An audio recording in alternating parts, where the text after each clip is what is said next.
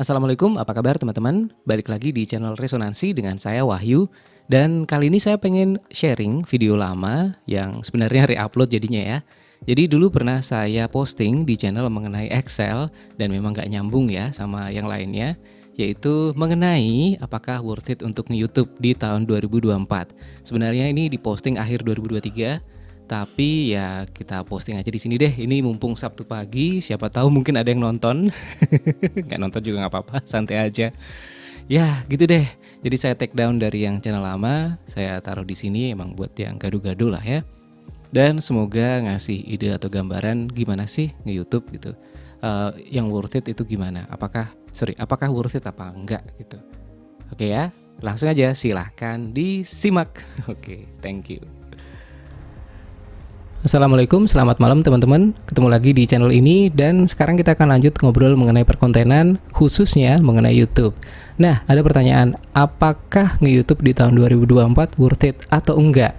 Oke, jadi ini udah akhir November, sebentar lagi Desember, terus 2023 habis, kita masuk 2024, dan so far sepertinya rule-nya untuk YouTube hampir sama, nggak ada banyak perubahan, dan kemungkinan apa yang kita saat ini hadapi di 2023 akan juga berlaku untuk di tahun 2024. Jadi oke, apakah worth it atau enggak?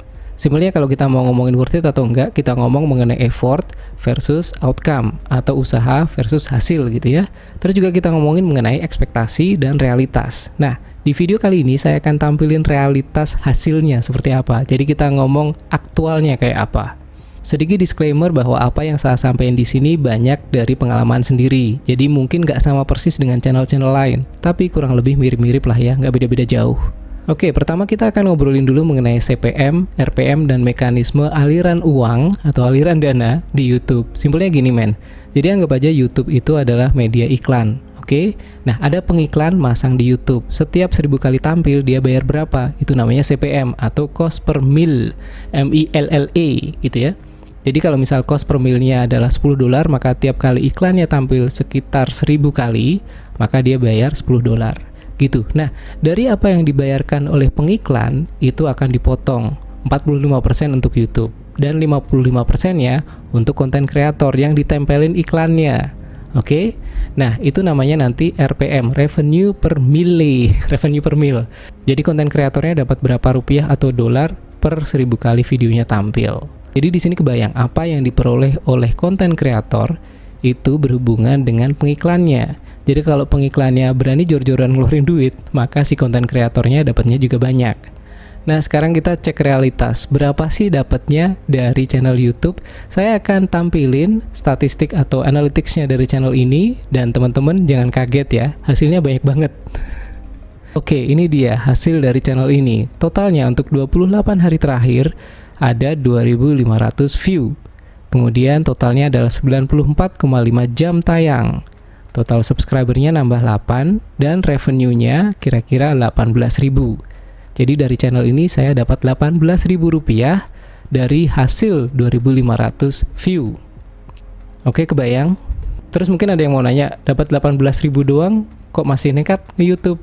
Oke, santai coy, tenang. 18.000 itu banyak loh, bisa buat beli siomay, terus dapat teh botol juga, terus bayar parkir, masih ada kembalian. Asal siomay-nya nggak pakai telur ya. Tapi serius, sebenarnya ini adalah salah satu channel saya yang monetize dan ini yang sepi. Ada channel lain yang memang dipakai buat nyari AdSense. Channel ini enggak. Tapi daripada mubazir, saya pakai buat studi kasus dan juga buat sharing-sharing. Siapa tahu juga nantinya jadi rame. Oke? Oke, sekarang kita balik lagi ngobrolin mengenai RPM. RPM itu bisa beda-beda untuk negara yang berbeda-beda. Artinya, kalau misal kita masang iklan di Amerika, sama di Singapura, sama di Indonesia, tentu saja akan beda. Karena audiensnya beda, tingkat pengeluarannya beda-beda. Oke, jadi di sini kebayang ya bahwa untuk iklan itu si pengiklan masang jadinya CPM, kemudian masuk kemudian jadi RPM untuk ke konten kreator. Jadi bahwa negara yang beda-beda untuk target iklannya akan menghasilkan yang beda-beda juga untuk kreatornya. Nah, kita buka sekarang ada sedikit data di internet. Ini adalah listing negara-negara yang dikumpulkan oleh blogger Nexus untuk CPM-nya. Oke ya, nyambung ya, CPM, RPM, kemudian untuk konten kreator. Nah, ini ada misalnya nih kita lihat negaranya Switzerland gitu. Itu angkanya lumayan besar. yaitu untuk Switzerland sebentar di sini adalah 3,87 dolar. Oke, untuk CPM-nya. Nah, sekarang kita lanjut untuk Singapura misal ya. Singapura itu 2,9 US dollar. Oke. Sementara untuk Indonesia itu levelnya di 0,2 dolar untuk CPM-nya.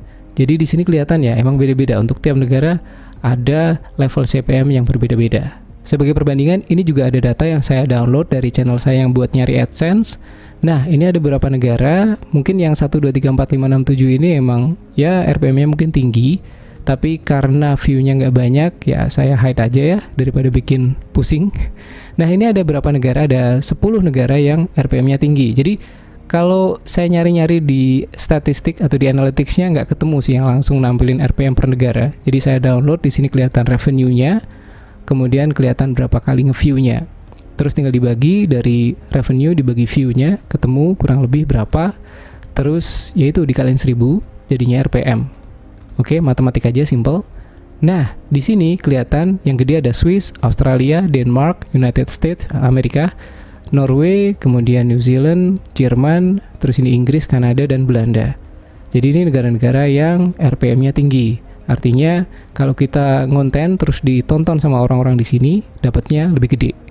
Selain negaranya, hal lain yang juga mempengaruhi nilai RPM adalah temanya. Jadi temanya si YouTube atau temanya konten itu akan nyambung sama iklan yang dipasang di situ. Nah, iklannya ini untuk produk atau bisnis apa, itu juga ngaruh nanti ke nilai CPM-nya atau nilai ongkos dari iklannya, yang nantinya juga ngaruh ke RPM, terus ngaruh ke pendapatannya konten kreator.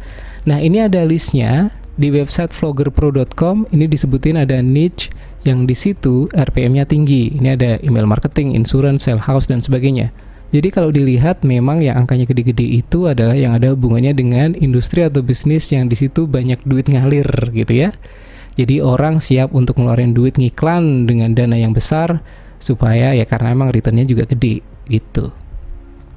Ini di website lain smbillion.com disebutin ada beberapa niche yang juga CPM-nya gede. Ini ada affiliate marketing, terus kemudian ada ini trading, investing gitu, terus ada dropshipping, print on demand, dan sebagainya.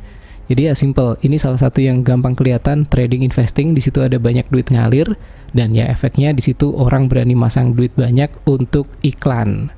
Balik lagi ke pertanyaan, apakah worth it untuk nge-YouTube di tahun 2024? Kalau teman-teman ngejarnya dari AdSense atau dari hasil langsung dari YouTube-nya, maka ada beberapa syarat, yaitu pertama adalah kalau channel teman-teman udah gede banget, misalnya kayak Deddy Corbuzier atau kayak Guru Gembul gitu ya. Terus yang kedua, kalau misal channel teman-teman ngebahas hal-hal atau tema-tema yang nilai RPM-nya tinggi, misalnya mengenai investasi, real estate, dan sebagainya, itu biasanya gede. Atau yang ketiga, kalau misal kontennya teman-teman target audiensnya adalah internasional. Jadi ada negara-negara yang CPM RPM-nya tinggi, itu akan ngebantu hasilnya bisa jadi lebih banyak. Terus gimana kalau misal teman-teman ternyata channelnya nggak gede, terus juga kemudian temanya bukan yang RPM tinggi, dan kemudian targetnya juga domestik, gimana ya? Oke. Jangan berkecil hati, karena pada saat kita men-sharing sesuatu yang bermanfaat, maka kita juga akan dapat manfaat dari situ. Minimal kita nambah skill presentasi, dan juga kita akan nambah teman di platform YouTube. Di sisi lain, kalau boleh saya saranin, teman-teman manfaatkan YouTube untuk media promosi dan branding. Jadi nggak cuma nungguin dari AdSense, tapi juga dimanfaatin untuk nge-support bisnis teman-teman di luar YouTube. Memang sih di YouTube ada membership, ada supers, kemudian ada juga shopping. Tapi terus terang saya nyalain atau aktifin supers, sampai sekarang belum ada yang ngeklik super thanks. Jadi terus terang secara personal saya nggak akan andelin itu. Oke, gimana caranya manfaatin YouTube untuk branding dan promosi? Simpelnya gini, misal teman-teman punya usaha bengkel, terus bikin channel YouTube, maka di channel YouTube itu teman-teman bisa ngajarin atau nge-share caranya ngerawat motor di rumah. Misal cara bersihin supaya kalau misal disemprot air, semprotnya nggak kena ke sirkuitnya motor dan sebagainya, atau cara ngebersihin ini kaki-kakinya, cara ngebersihin di roda-rodanya dan sebagainya. Nah, dari situ teman-teman akan building audience, akan ada banyak yang lihat, ada banyak yang tahu bisnisnya teman-teman. Terus kalau yang saya sering lihat adalah teman-teman yang fotografer. Mereka punya channel YouTube, tapi saya nggak yakin mereka nunggu AdSense dari situ. Mereka pakai channel itu untuk nge-branding, bahwa orang kalau pengen tahu, oke, fotonya si ini bagus apa enggak, terus kemudian behind the scene-nya kayak apa, orangnya asik apa enggak, maka mereka akan lihat channel itu. Terus kemudian orang akan mutusin, oke, gue akan nge-hire dia buat project gue berikutnya. Jadi kesimpulannya, worth it untuk nge-YouTube di tahun 2024 dengan syarat dan ketentuan yang berlaku.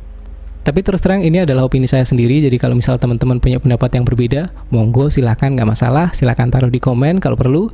Dan itu saja untuk kali ini, semoga memberikan gambaran yang cukup clear untuk teman-teman semua. Dan kita nanti akan coba sambung lagi dengan video berikutnya, masih ngomongin mengenai YouTube juga. Semoga teman-teman gak bosan. Sampai ketemu di konten berikutnya. Wassalamualaikum.